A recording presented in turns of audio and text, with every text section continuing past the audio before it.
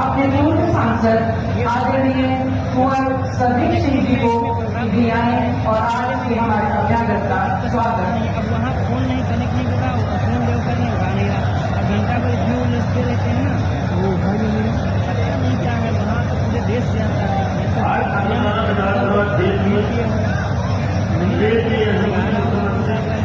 योगी आदित्यनाथ आयोग इस कार्यक्रम में माननीय उत्तर प्रदेश सरकार के सभी सम्मानित मंत्रियों, सभी सम्मानित विधायक, सभी पार्टी के पदाधिकारीगण कार्यक्रम में पधारे हुए हैं। देश की जनता का हार्दिक अभिनंदन। मेरा कार्य एक विधानसभा से एक विधानसभा से 1 लाख आदमियों का मेरा होगा कि 1 लाख आदमी मेरा परिवार में जुटेगा। पहले तो मैं परिवार को बहुत बहुत धन्यवाद देना चाहता हूँ।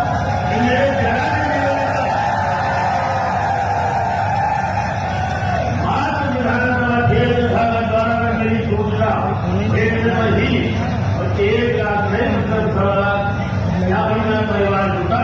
मैं परिवार में नहीं हूँ, जीवन में नहीं करूँगा। मैं माननीय मुख्यमंत्री से बताना चाहता हूँ कि दूसरी बार 4.5 साल में आपने यहाँ अपने जाने मेरे खेत भावना की जनता, मैं आपका बहुत आभारी हूँ। मेरा सिर्फ आपने एक ही अनुरोध करना है, खासकर द्वारा विधानसभा के लिए, खासकर द्वारा विधानसभा की जनता कुछ नहीं मांगना चाहती। हम मांगेंगे आपसे दूसरी बार मुख्यमंत्री बनने के बाद, सरकार बनने के बाद खासकर द्वारा से आप देंगे, आपसे मांगेंगे कुछ न कुछ। आज हम कुछ मांगना नहीं चाहते, मगर लोकसभा की सबसे बड़ी समस्या जो हमारी है, कल 47 में जो कल्याण के लोग यहाँ पर आए थे बड़ा मुख्यमंत्री, उन्हें कच्ची पक्की जमीन का विवाद है और वो माननीय मुख्यमंत्री जी के नॉलेज में है। पहले भी किसने बंद की, उनके घर से और गेहूं का फसल तुरंत सुनाई कराई थी। और एक धनगर जाति जो बहुत दिनों से मेहनत प्रयास कर रहे हैं कि वो ऐसी समाज में सम्मिलित हो, तो मांग मैं माननीय मुख्यमंत्री रखना चाहता हूँ देश की जनता की, बाकी सागर द्वारा की जनता के लिए, सागर द्वारा की जनता दूसरी बार मुख्यमंत्री बनने पर तब हम आपको कुछ मांगे। धन्यवाद। जय हिंद, जय भारत। धन्यवाद सर। आज माननीय मुख्यमंत्री जी की उपस्थिति में 13 विभागों की विभिन्न योजनाओं के लाभार्थियों को प्रमाण पत्र और चेक वितरण का कार्यक्रम यहाँ पर आयोजित किया गया। ग्राम्य विकास विभाग, राजस्व विभाग, समाज कल्याण विभाग, पंचायत राज विभाग, बेसिक शिक्षा विभाग, उनका बाकी कामों को जिला कृषि विभाग और उद्योग विभाग के लाभार्थियों को विभिन्न योजनाओं में लाभान्वित किया जा रहा है। मैं अनुरोध करना चाहूँगी कि जिला समाज कल्याण अधिकारी महोदय को कृपया इसके लिए कोऑर्डिनेट करें। मैं नाम पढ़ रही हूँ। NRLM के लाभार्थी के रूप में गार्गी रानी जो रतिपुरा से हैं, बैंक सभी कार्य हेतु NRLM के माध्यम से 75,000 रुपीज का एक चेक उनको दिया जा रहा है। जी, आवास योजना ग्रामीण के लिए गीता देवी, मनोज कुमार, ये PMAY योजना के अंतर्गत 1,20,000 और मानव सृजन की जहाँ तक बात है 90 मानव दिवस के लिए ये गार्गी रानी है। NRLM का प्रमाण पत्र नहीं आवाज जोरदार तालियां लाभार्थियों के लिए और उनके लिए जिन्होंने इस योजना को संचालित करने की एक संकल्पना की। आवास योजना ग्रामीण गीता देवी, कृषक बीमा दुर्घटना योजना का प्रमाण पत्र स्वर्गीय जयप्रकाश से ये 5 लाख रुपए का एक धनराशि का प्रमाण पत्र है।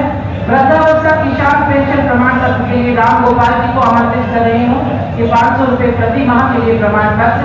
पंचायत सहायक इनके नियुक्ति पत्र हैं दीपक कुमार, महेंद्र सिंह जी, ये नवीन नियुक्ति है। प्रदेश के हर ग्राम पंचायत में रखा हुआ।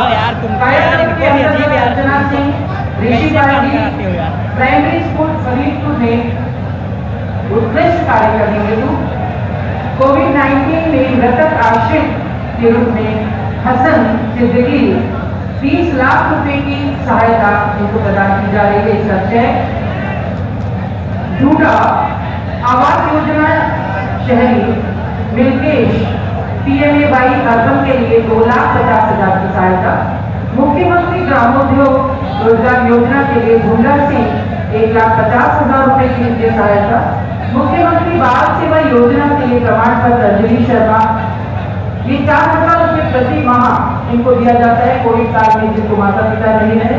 कन्या सुमंगला योजना के लिए आशी कुमारी 2,000 रुपए अप टू 6 क्लास, किसान सम्मान योजना नरेश सिंह को 6,000 रुपए वार्षिक की धनराशि प्रमाण पत्र और एक जनपद एक उत्पाद के लिए सिद्धि मियां आसिफ अली को 50 लाख का चेक आज माननीय मुख्यमंत्री जी और हमारे अन्य अतिथियों के हाथों इसे ताकत भरने हैं। हमारे लाभार्थी योजनाओं को स्फूर्त रूप में पारदर्शी रूप में लागू करने की जो एक सोच माननीय मुख्यमंत्री जी की है उसको साकार रूप दिया प्रशासन ने और आज ये लाभार्थी इस रूप में लाभान्वित हो रहे हैं। जोरदार तालियां एक बार ये जो भी लाभार्थी हैं इन योजनाओं से लाभान्वित हो रहे हैं।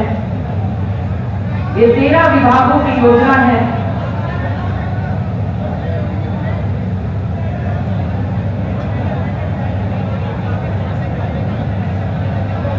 पूरी तरह भी साथ दे तो कुछ और बात है, पर आप जरा भी साथ दे तो कुछ और बात है।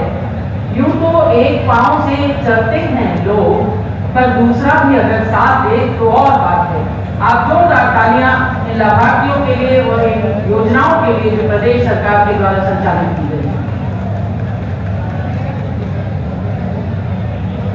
जब तक श्रोताओं की तालियां नहीं होती तब तक किसी भी कार्यक्रम का जो हिस्सा है वो पूरा नहीं होता। इसलिए अपेक्षा है आपसे कि आप जोरदार तालियां बजाते रहे, लाभार्थियों का उत्साह बढ़ाने चाहिए।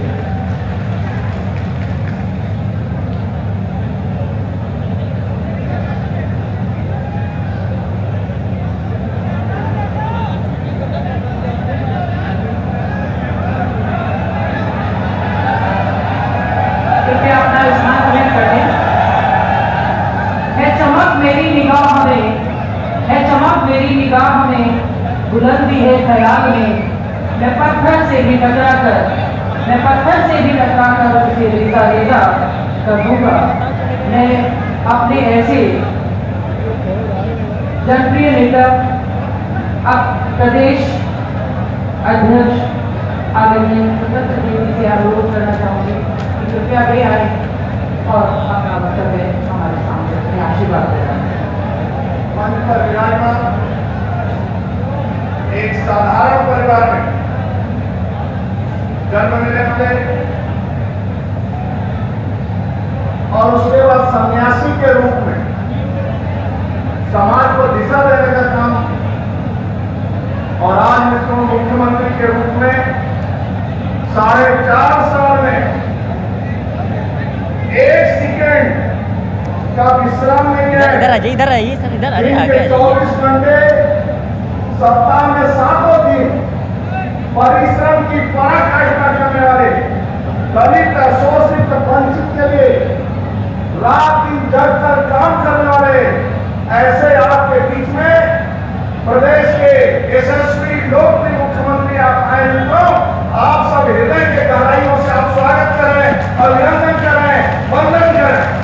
एक बार ताली के गड़गड़ाहट से अपना स्थान पर खड़े होकर आदरणीय योगी जी का स्वागत करें तो और एहसास करवा रहे हैं। मंच पर विराजमान आदरणीय भूपेन्द्र जी, हमारे जल शक्ति मंत्री लोकप्रिय आदरणीय महेंद्र सिंह जी, हमारे सुरेंद्र नागर जी, हमारे क्षेत्र के लोकप्रिय सांसद कुंवर सर्वेश सिंह जी, डॉक्टर सैफानी सिंह जी, जयपाल सिंह इंडस्ट्री रितेश जी, विधायक राजेश जी, सुशांत जी, विनोद जी और अपने डॉक्टर विशेष गुप्ता जी, राजकुमार राजपाली, धर्मेंद्र सत्तर मित्रों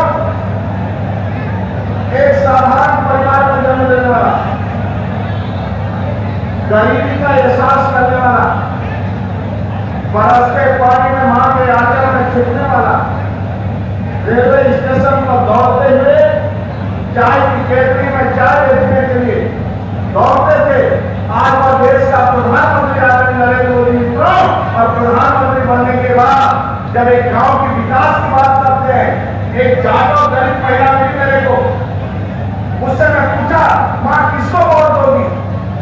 वो महिला ने कहा मैं अपने बेटे को वोट दूंगा। क्योंकि बेटा कौन है?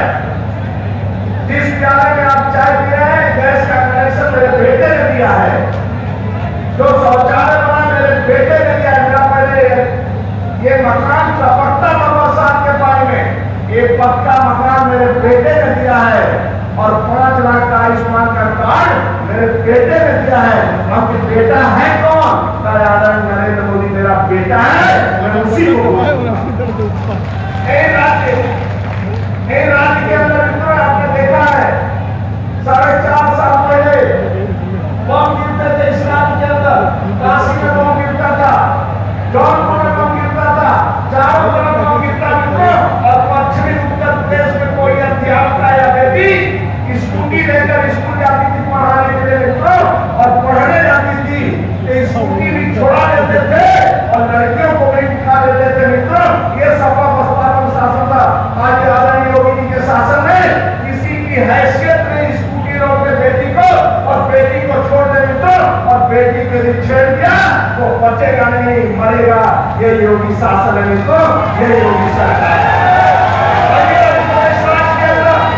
इस राज्य के अंदर दीप भाग्य हो, चाहे कांवड़ का यात्रा हो, कांवड़ यात्रियों पर भी सरकारी हेलीकॉप्टर से कोई पुष्टि वर्षा करवाया तो योगी सरकार ने करवाया मित्रों, हेलीकॉप्टर से पुष्टि वर्षा। आज कानून का है मित्रों, आज किसी के खेत से हावड़ा में चोरी नहीं हो सकता है। ये आदरणीय योगी जी का शासन है मित्रों। आज गरीबी हो, आपने देखा है इसी राज्य के अंदर दिव्य कुंभ हो, भव्य कुंभ हो, सभी देखा है मित्रों, आदरणीय योगी जी के शासन में होता है। बनकानिया और मुसाहर जैसे जिनके दलितों का कोई दूसरे का मुसाहर नहीं था मित्रों, उन लोगों को भी पक्का मकान देने का किसी ने काम किया तो आदरणीय योगी जी ने किया है मित्रों। और राज्य की कानून व्यवस्था यहाँ दुरुस्त है योगी। आपने सपा को देखा है, बसपा को देखा है मित्रों, लखनऊ से फोन आ जाता था, एक तो किसी लड़की को उठा रहे, किसी के मकान से चोरी जबरदस्ती कर रहे तो थाने में रिपोर्ट नहीं दिखाया जाता था। और एक लखनऊ से किया मियां साहब का फोन आ जाता था तो मित्रों वो थाने से छूट जाता था, कोई गिरफ्तारी नहीं करता था। लेकिन आज योगी के शासन में मित्रों, योगी सरकार में एक भी गुंडे बच नहीं सकते हैं। गाड़ी का पलट जाए गारंटी नहीं मित्रों, और गाड़ी किसी पलट जाए ये भी गारंटी नहीं मित्रों। ये योगी शासन है।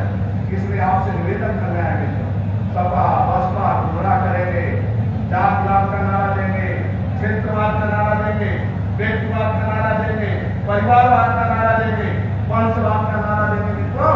राज्य में ऐसा मुख्यमंत्री, ईमानदार मुख्यमंत्री, गरीबों का हितचिंतक सुचिंतक मुख्यमंत्री मित्रों दूसरा कोई नहीं मिलेगा। इसलिए मित्रों आपसे निवेदन करने आए हम सब, और आज का इसलिए लेने आए हैं कि मित्रों सपा बसपा कांग्रेस जातवाद का नारा, वंशवाद का नारा, आदरणीय मुख्यमंत्री योगी सरकार बनने के बाद मित्रों सरकारी गाड़ी में परिवार में एक सदस्य भी नहीं बैठा, और सदैव खानदान मिलकर पूरे राज्य को लूटता था मित्रों। ये रामपुर का खानदान पूरे राज्य को लूटता था। ऐसा मुख्यमंत्री जो राज्य की खुशहाली और राज्य का विकास के लिए रात दिन परिश्रम की पराकाष्ठा करता है मित्रों, ऐसे मुख्यमंत्री और देश में आदरणीय मोदी जी जैसा आज भी पहली बार मित्रों लोग आरोप लगाते थे राम मंदिर की निर्माण की बात पर डरते थे। सपा वाले बसपा वाले काम सोनिया गांधी की राम का अस्तित्व नहीं है, राम नहीं है, राम मंदिर नहीं है मित्रों।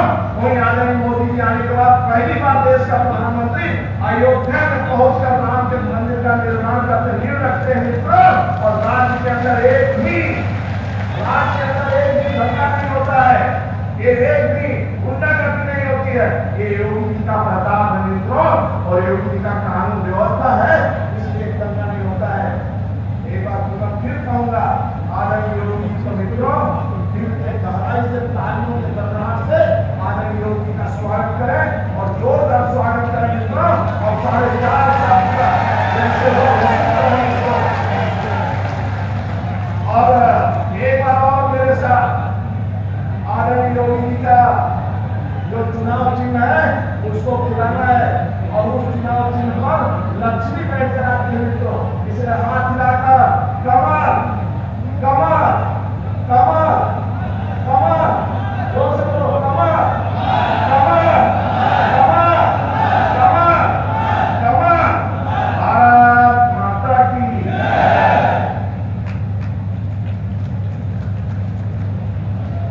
जोरदार तालियां अपने यशस्वी नेता के लिए। यहाँ आज का जो ये कार्यक्रम है इसमें 30 परियोजना जिसको कि 65 करोड़ रुपए की लागत से जो निर्मित है, विशेषकर ठाकुरधारा विधानसभा क्षेत्र से, जिसमें 2 परियोजनाएं जिला अस्पताल और महिला अस्पताल में 2 ऑक्सीजन प्लांट की जो योजना है वो भी सम्मिलित है। उसका लोकार्पण करने के लिए और शिलान्यास करने के लिए मैं माननीय अपने यशस्वी मुख्यमंत्री जी को और साथ में जिला अध्यक्ष और प्रदेश अध्यक्ष सभी को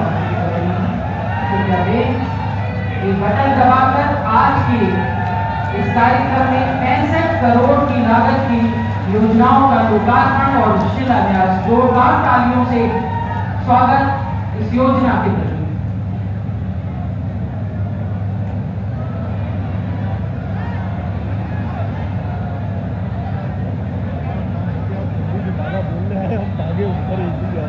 वसुधा का नेता कौन हुआ? भाई सिंह दिग्गज जी की ये पंक्तियां स्मरण हो पा रही हैं। वसुधा का नेता कौन हुआ? भूखंड विजेता कौन हुआ? अतुलित यश क्रेता कौन हुआ? नव धर्म प्रणेता कौन हुआ? जिसने न कभी आराम किया, जिसने न कभी आराम किया, विघ्नों में रहकर नाम लिया। ऐसे यशस्वी मुख्यमंत्री जी को अपने बीच पाकर इस मंच पर ये उपलब्ध है मंच सार्थक हुआ। मैं आमंत्रित कर रही हूँ आदरणीय मुख्यमंत्री जी को उनके अनुरोध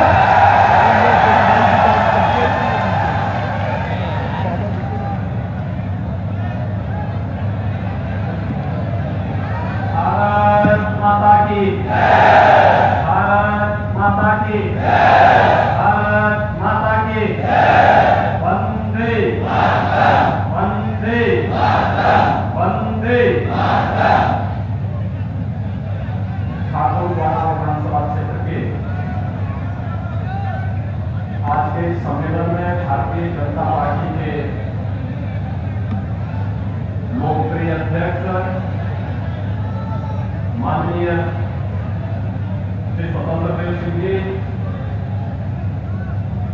जनपद के प्रभारी मंत्री और प्रदेश सरकार में मेरे वरिष्ठ सहयोगी जनशक्ति मंत्री डॉक्टर महेंद्र सिंह जी, प्रदेश सरकार में मेरे वरिष्ठ सहयोगी पंचायती राज विभाग के मंत्री चौधरी भूपेंद्र सिंह जी, माननीय सांसद श्री सुरेंद्र नागर जी, जिला पंचायत के अध्यक्ष डॉक्टर शेफाली सिंह जी, कार्यक्रम के संयोजक पूर्व सांसद कुंवर सर्वेश सिंह जी, माननीय सांसद माननीय विधायकगण श्री रितेश गुप्ता जी, श्री राजेश सोनू जी, श्री सुशांत सिंह जी, विधान परिषद सदस्य डॉक्टर जयपाल सिंह जस्त जी, महापौर श्री विनोद अग्रवाल जी, अध्यक्ष राज्य बाल अधिकार संरक्षण आयोग मुरादाबाद डॉक्टर विशेष गुप्ता जी, उपाध्यक्ष खादी उद्योग डॉक्टर श्री गोपाल अंजान जी, अनुसूचित जाति जनजाति आयोग की सदस्य साध्वी गीता प्रधान जी, पिछड़ा वर्ग आयोग के सदस्य श्री गिरीश वर्मा जी, भारतीय जनता पार्टी के जिला के अध्यक्ष श्री राजपाल चौहान जी, महानगर अध्यक्ष धर्मेंद्र मिश्रा जी, आज के इस कार्यक्रम में उपस्थित सभी जनप्रतिनिधिगण और मुरादाबाद से खासतौर पर ठाकुरद्वारा विधानसभा क्षेत्र से गांव-गांव से यहाँ पर उपस्थित सभी भाइयों बहनों, आज लगभग 70 करोड़ रुपए की लागत से इस विधानसभा की तमाम परियोजनाओं के लोकार्पण और शिलान्यास के कार्यक्रम में भारतीय जनता पार्टी के सभी जनप्रतिनिधि आपके बीच में यहां पर उपस्थित हुए हैं। मैं राज्य सरकार की ओर से इन सभी लोकार्पण होने वाली परियोजनाओं को और शिलान्यास होने वाली परियोजनाओं के लिए आप सबको हृदय से बधाई देता हूं, अपनी शुभकामनाएं देता हूं। साथ ही साथ यहां पर 2 ऑक्सीजन प्लांट का भी शुभारंभ हो रहा है। आपने देखा होगा, दुनिया अभी कोरोना महामारी से पूरी तरह उभर नहीं पाई है और कोरोना की दूसरी लहर में हमारे सामने जो सबसे बड़ी चुनौती थी वह थी ऑक्सीजन की। हम आभारी हैं प्रधानमंत्री मोदी जी के, जिनके कारण ऑक्सीजन में उत्तर प्रदेश का हर जनपद अब आत्मनिर्भरता के लक्ष्य को प्राप्त करता है। और आज मुरादाबाद को 2 ऑक्सीजन प्लांट चालू स्थिति में प्राप्त हो रहे हैं। इसके लिए मुरादाबाद के सभी नागरिकों को बधाई देता हूं और इसकी पहल करने वाले अपने सभी जनप्रतिनिधियों को हृदय से धन्यवाद भी देता हूं।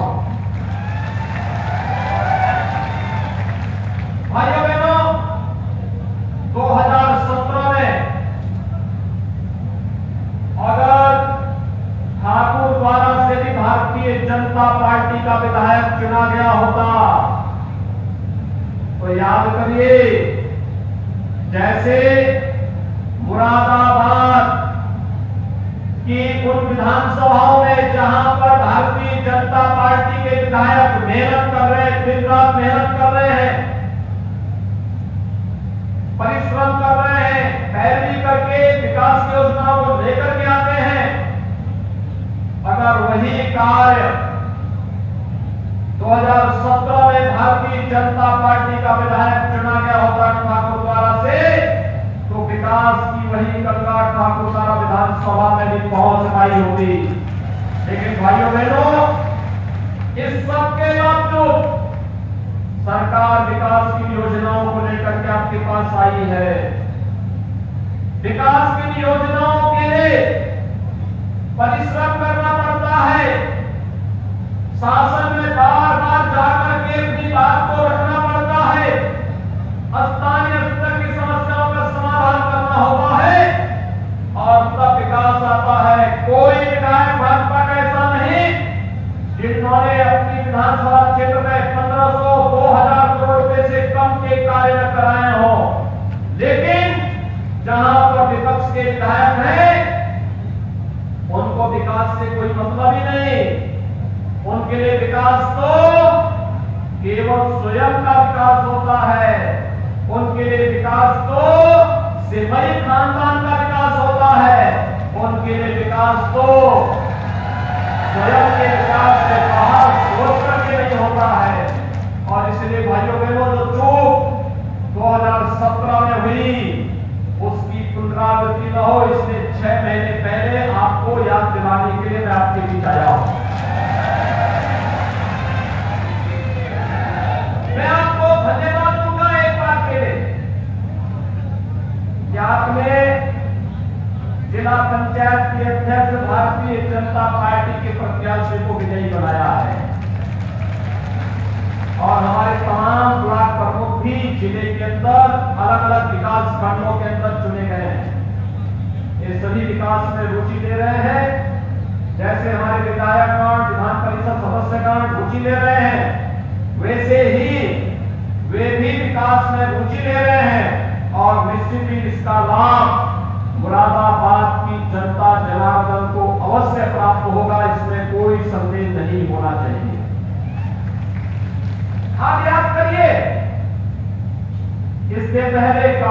सड़कें नहीं थी, पता ही नहीं लगता था कि खेत है या सड़क है।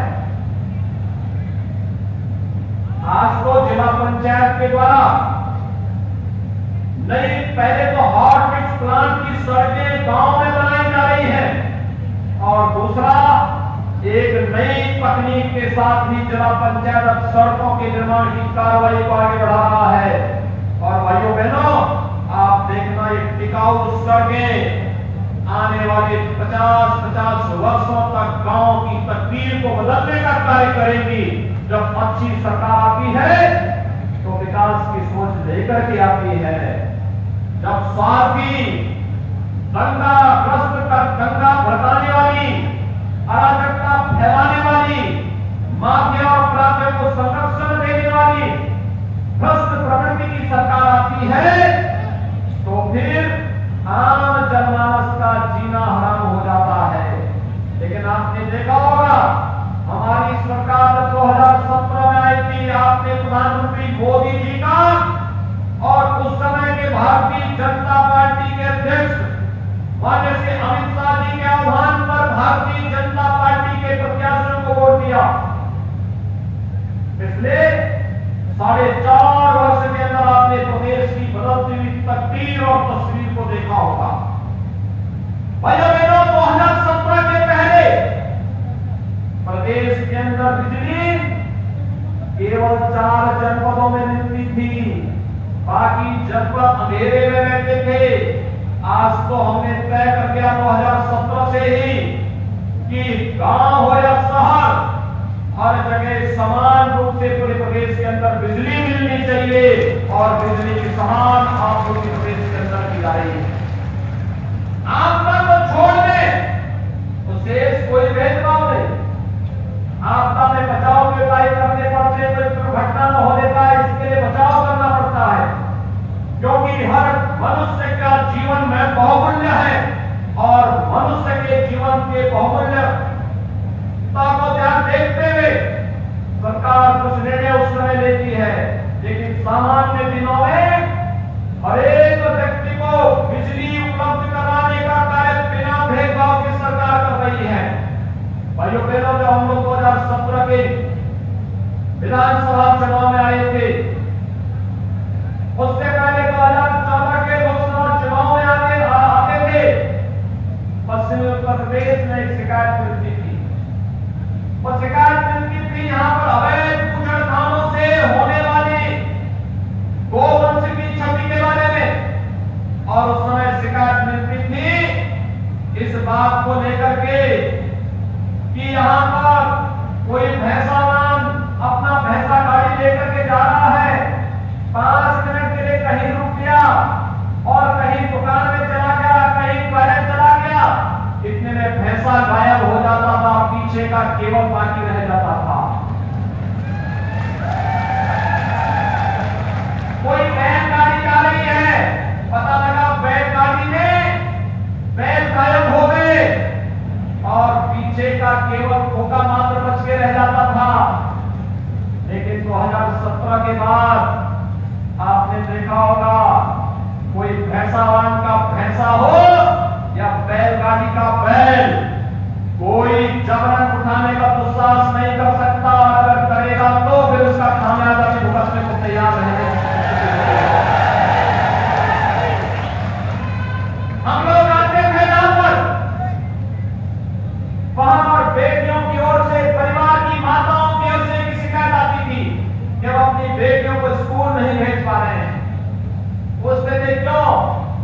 उपद्रवी और गुंडे तत्व सत्ता का संरक्षण पा करके बहन और बेटियों को जबरन छेड़खानी करते हैं, जबरन उठा करके लेके चले जाते हैं, जबरन करते हैं।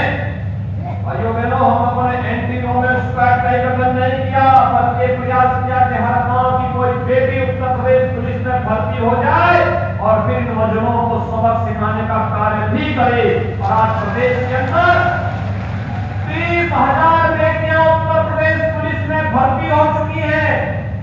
कितनी? 30,000।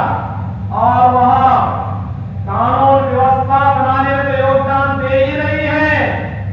मिशन शक्ति के तहत महिला पीठ अधिकारी के रूप में गांव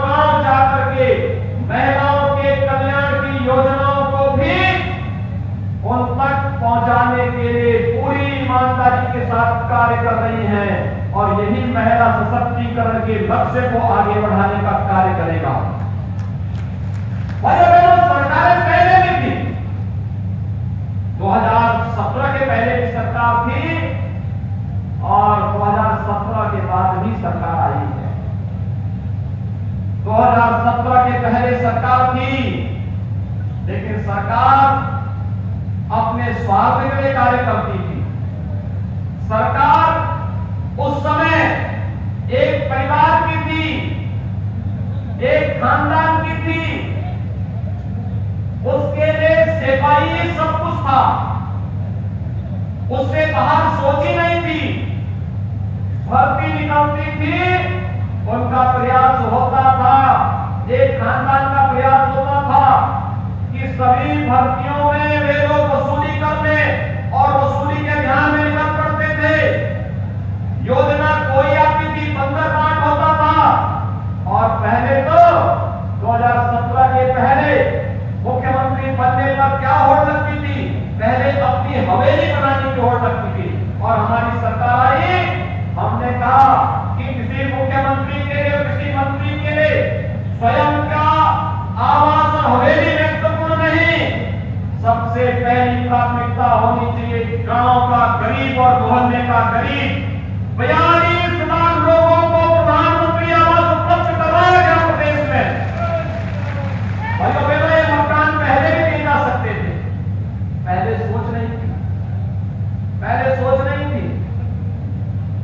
पहले इन्होंने पेंशन को भी पार्टी से जोड़ करके समाजवादी पेंशन चलाई और समाजवादी पेंशन किसी वृद्धजन को नहीं, किसी निराश्रित महिला को नहीं, किसी अनाथ बच्चे को नहीं, किसी दिव्यांगजन को नहीं, ये पेंशन किसको दी जाती थी?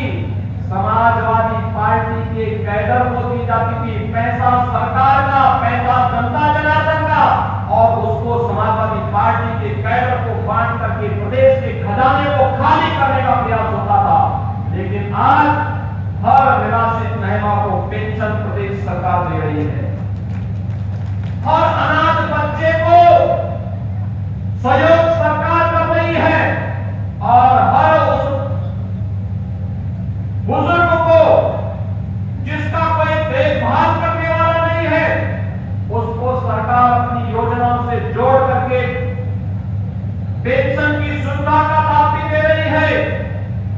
आज कोई नौकरी के नाम पर वसूली नहीं कर सकता, और अगर वसूली करेगा तो उत्तर प्रदेश सरकार की जेलें उसका इंतजार करती है कि कब ये आएगा, जिसको जेल के अंदर पहुंचने का कार्य करेंगे। आज तो क्या मुरादाबाद है, क्या संभल है, क्या बागपत है, हर जगह का नौजवान पुलिस में भर्ती हो रहा है, शिक्षक बन रहा है, प्रशासनिक व्यवस्था का हिस्सा बन रहा है, पुलिस में अधिकारी बन रहा है, आरक्षी बन रहा है, हर एक जगह उसको सम्मान मिल रहा है। उत्तर प्रदेश के 4.5 लाख नौजवानों को अपने प्रदेश के अंदर नौकरी दी। ये मुरादाबाद तो वैसे भी पीतल उद्योग के लिए जाना जाता था। 2017 के पहले यहां का पीतल उद्योग कमजोर रहा था,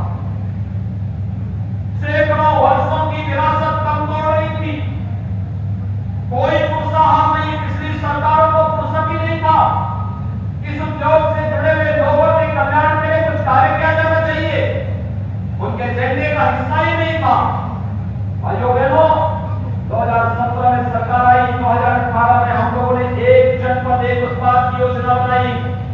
एक जनपद एक उत्पाद के माध्यम से मुरादाबाद के यहाँ का पीतल उद्योग को रखा, और पीतल उद्योग के माध्यम से हम लोगों ने जिस कार्रवाई को आगे बढ़ाया, आज मुझे बताते हुए प्रसन्नता है कि अकेले मुरादाबाद से लगभग 6,000 करोड़ रुपए से अधिक का पीतल का जो सामग्री बनती है, यह दुनिया को एक्सपोर्ट होती है। आज मुरादाबाद सांप्रदायिक तनाव दंगों के लिए नहीं, अवैध तस्करी के लिए नहीं, बल्कि एक्सपोर्ट का एक बड़ा हब बन गया है। यहाँ के नौजवानों को यहीं पर उनके घर में कार्य करता हुआ दिखाई दे रहा है। ये बदले हुए उत्तर प्रदेश की एक नई तस्वीर है। कोरोना महामारी को भी हम लोग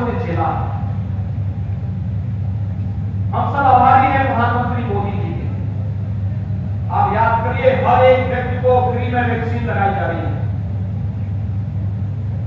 मुरादाबाद के अंदर 14 लाख लोगों को वैक्सीन की डोज दी जा चुकी है। 14 लाख लोगों को मुरादाबाद जनपद में।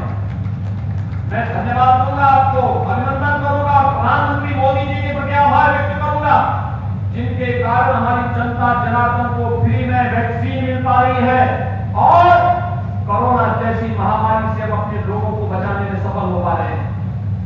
भाइयों बहनों, दुनिया के अंदर क्या हालत खराब है। आपके सामने दिल्ली है, मुश्किल से 1.5 घंटे की दूरी पे आप दिल्ली, क्या स्थिति कोरोना के दौरान दिल्ली की सरकार से समझे नहीं समझ पा रहा था और वहां के लोग मुरादाबाद के हॉस्पिटल में, गाजियाबाद के हॉस्पिटल में, नोएडा के हॉस्पिटल में आकर के आप भर्ती होते थे। लोग कहते थे कि वे लोग आ रहे हैं, मैं कहता था नहीं नहीं, ये मानवता की सेवा है। भगवान अगर हमारे लोगों को स्वस्थ रख रहा है तो जो भी आएगा हम उसकी सेवा करेंगे, फ्री में उपचार की सुविधा उपलब्ध करवाने का कार्य करेंगे। उत्तर प्रदेश के कई ज्यादा मौतें दिल्ली के अंदर हो गई, जबकि दिल्ली की आबादी उत्तर प्रदेश के 1/12 हिस्सा, और उस सब के बावजूद वे लोग दिल्ली के अंदर वहां की सरकार संभाल नहीं पाई। भाइयों बहनों, कोरोना महामारी के दौरान आपने देखा होगा, जनधन अकाउंट धारी हर खातेदार के खाते में प्रधानमंत्री जी ने पैसा भेजा। किसान सम्मान निधि प्राप्त करने वाले हर किसान के खाते में पैसा भेजा। वृद्धावस्था पेंशन राशि पहला पेंशन धारक के खाते में पैसा भेजा। और यही नहीं, देश के अंदर 80 करोड़ लोगों को, उत्तर प्रदेश के अंदर 15 करोड़ लोगों को फ्री में राशन देने का भी कार्य किया। क्या ये फ्री में राशन पिछली सरकार भी देती थी क्या? पिछली सरकार के समय में गरीबों को फ्री में राशन मिलता था? नहीं, क्योंकि वे तो गरीबों का राशन स्वयं हड़प कर जाते थे। कहां से वे लोग गरीबों का राशन देते? भाइयों बहनों, आज देश की तस्वीर और तकदीर बदलने का काम प्रधानमंत्री मोदी जी ने किया है और उन्हीं के मार्गदर्शन में उत्तर प्रदेश के अंदर भी हम लोग उत्तर प्रदेश की तस्वीर और तकदीर बदलने के लिए आए हैं। 4.5 वर्ष के अंदर बदले हुए उत्तर प्रदेश को आपने देखा होगा। उत्तर प्रदेश के अंदर हमने वही फॉर्मूला लागू किया। आपको याद होगा, जब भारतीय जनता पार्टी का कार्यकर्ता आपके पास आता था, डॉक्टर श्यामा प्रसाद मुखर्जी की जयंती मनाता था, तब हम लोग कहते थे कि डॉक्टर श्यामा प्रसाद मुखर्जी ने कहा कि एक देश में 2 प्रधान, 2 किसान, 2 विधान नहीं चलेंगे, नहीं चलेंगे। और मोदी जी ने 2019 में देश के अंदर आतंकवाद की दंगी धारा 370 को सदैव के लिए समाप्त कर दिया है। आप लोग याद करते थे, हमेशा नारा लगाते थे, हम लोग आते थे, चुनाव में नारे लगते थे, रामलला हम आएंगे, मंदिर वहीं बनाएंगे। और फिर पत्रकार बंधु और विपक्षी लोग हम पर टिप्पणी करते थे, लेकिन तिथि नहीं बताएंगे। लेकिन आज तो अयोध्या में भगवान राम के भव्य मंदिर के निर्माण का कार्य युद्ध स्तर पर चल रहा है। आज आप देख रहे होंगे अयोध्या में 5 अगस्त 2020 को प्रधानमंत्री मोदी जी ने अयोध्या में रामलला के भव्य मंदिर के निर्माण कार्य का शुभारंभ करा दिया। और आज आपने देखा होगा, निरंतर समाचार पत्रों में आ रहा है, भगवान श्री राम के मंदिर के निर्माण की नींव की कार्रवाई पूरी हो चुकी है।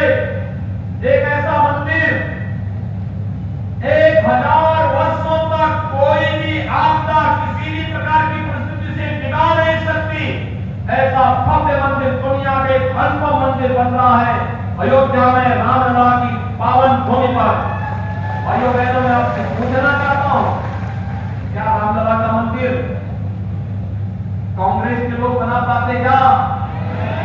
आपको विश्वास है क्या? और सपा के लोगों पर, क्या सपा के लोगों पर आप विश्वास करते हैं? क्या वे राम मंदिर बनाते? और बहन जी की पार्टी पर बना पाते?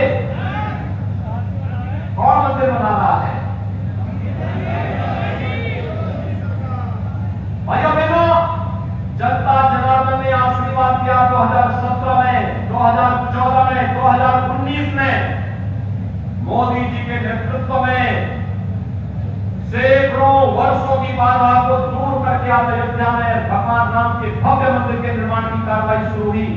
आपको अच्छा लगा? सभी लोग सहमत हैं? सबको लगता है कि अयोध्या में अच्छा हुआ? यही कहने के लिए हम लोग आए हैं। कुछ लोग गुमराह करने का काम कर रहे हैं। याद करना 2017 में हमारी सरकार आई, 86 लाख किसानों का 36,000 करोड़ रुपए का कर्ज माफ हुआ था। 1,43,000 करोड़ रुपए का गन्ना मूल्य का भुगतान हुआ है और स्पष्ट कह दिया गया है कि नया सीजन आने के पहले गन्ना मूल्य का तो शेष 5,000 करोड़ रुपया बकाया है, ये भी भुगतान होना चाहिए। किसान भाइयों को ये भी मिल जाना चाहिए। सरकार ने बहुत स्पष्ट घोषणा कर दी है कि हम किसान भाइयों के साथ किसी भी प्रकार का शोषण और अन्याय नहीं होने देंगे और सरकार किसी प्रतिबद्धता का परिणाम है न्यूनतम समर्थन मूल्य पर क्रय होना। प्रधानमंत्री किसान सम्मान निधि किसान भाइयों के जीवन में व्यापक परिवर्तन का आधार बने, इसीलिए ये योजना लागू की गई है। और इसीलिए आज इस ठाकुर द्वारा विधानसभा में आपको पुनः स्मरण कराने के लिए मैं और हमारे प्रदेश के अध्यक्ष और मंत्रीगण विधायकगण आपके बीच आए हैं, पदाधिकारीगण आपके बीच आए हैं। आपका आह्वान करने के लिए हम सभी लोग मिलकर के भारतीय जनता पार्टी की केंद्र और प्रदेश सरकार अपना पूरा 7.5 वर्षों से मोदी जी देश के प्रधानमंत्री पद पर सुशोभित हैं।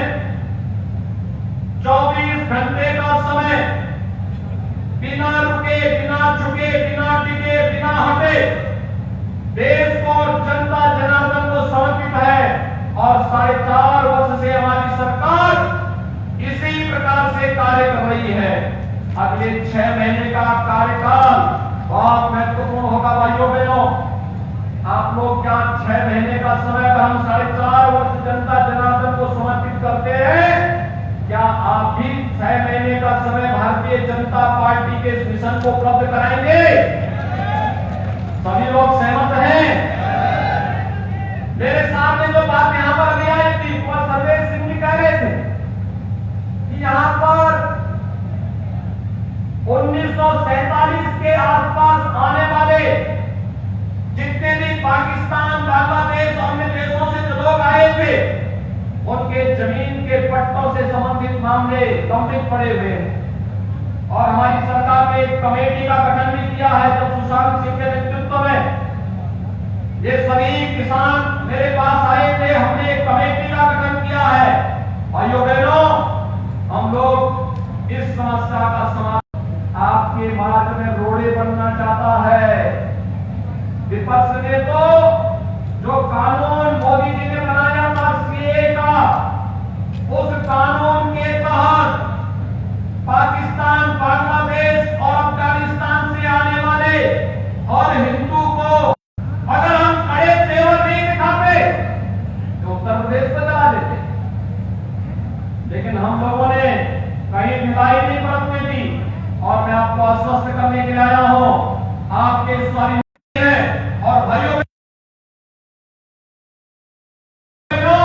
इस समस्या का समाधान भी कोई करेगा तो भारतीय जनता पार्टी की सरकार करेगी, कोई दूसरा नहीं कर सकता।